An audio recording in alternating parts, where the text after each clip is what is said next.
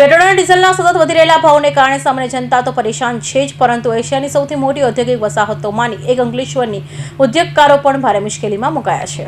ઈંધણના વધતા ભાવોના સીધા પ્રભાવથી ઉદ્યોગના ઉત્પાદન ખર્ચમાં વધારો નોંધાઈ રહ્યો છે, જેને કારણે ઔદ્યોગિક ક્ષેત્રમાં ચિંતા ફેલાઈ છે. ઉદ્યોગકારોને જણાવ્યા મુજબ પેટ્રોલ ડીઝલના ભાવ વધતા રો મટીરીયલ્સ ટ્રાન્સપોર્ટેશન ખર્ચમાં ભારે વધારો થયો છે, જેને લઈ એશિયાની સૌથી મોટી ઔદ્યોગિક વસાહતોમાંની એક અંકલેશ્વરના ઉદ્યોગકારો પણ ભારે મુશ્કેલીમાં મુકાયા છે.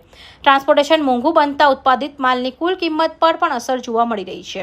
ખાસ કરી નાના અને મધ્યમ ઉદ્યોગો માટે હાલની સ્થિતિ વધુ કપરા સમયમાં ફેરવાઈ રહી છે. સતત પ્લસ માઇનસ થયા રહ્યા છે. છેલ્લા 10 દિવસમાં ડીઝલ અને પેટ્રોલના ભાવમાં અંદાજિત 9 થી 10% ભાવ વધારો આવેલ છે. ગઈકાલે બી અંદાજિત 2.5 થી 3 રૂપિયાનો વધારો આવેલ છે, જેથી ટ્રાન્સપોર્ટ જગતમાં ટ્રાન્સપોર્ટેશનના ભાવ વધશે એટલે રો મટીરિયલનું જે ઇનપુટ અને આઉટપુટ ઇન્ડસ્ટ્રીઝમાં થતું હશે એમાં ટ્રાન્સપોર્ટેશન કોસ્ટ વધશે, ભાવમાં વધારો આવશે.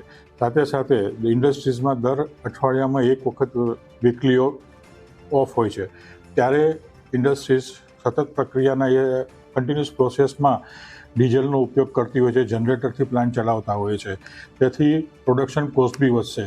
અને જો હાલની પરિસ્થિતિ આવી રહીને સતત ક્રૂડમાં અને પેટ્રોલ ડીઝલના ભાવ વધતા રહેશે તો ઉદ્યોગ જગતમાં કોસ્ટિંગને હિસાબે માર્કેટમાં ટકવું મુશ્કેલ પડશે. રો મટીરિયલ નથી મળતા, ટ્રાન્સપોર્ટેશનમાં પણ હમણાં ડીઝલ પેટ્રોલના પ્રોબ્લેમો આવ્યા છે વ્હીકલ માટે, અને સમયસર નથી મળતું, ભાવ પણ વધઘટ થશે. એટલે એની અસર આ ભાવનો વધારો લેવામાં ઇન્ડસ્ટ્રીઝને સામે એક્સપોર્ટ બંધ છે. જરૂરિયાત વર્લ્ડ લેવલની ક્રૂડના ઉપર જ આખી ઇકોનોમી ટકેલી છે, એટલે વપરાશ પણ ઘટશે, સામે ભાવ વધારો, એટલે અત્યારે અનશન ભાવ રહેશે વધઘટ ગમે.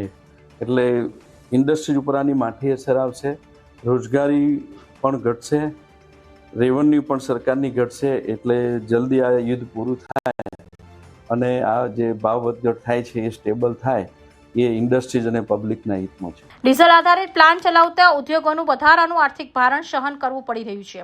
સતત વધતા ઇંધણ ખર્ચને કારણે પ્લાન્ટના દૈનિક ઓપરેશન ખર્ચમાં વધારો થયો છે, જેને કારણે ઘણા ઉદ્યોગો નફાકારકતા જાળવવામાં મુશ્કેલી અનુભવી રહ્યા છે.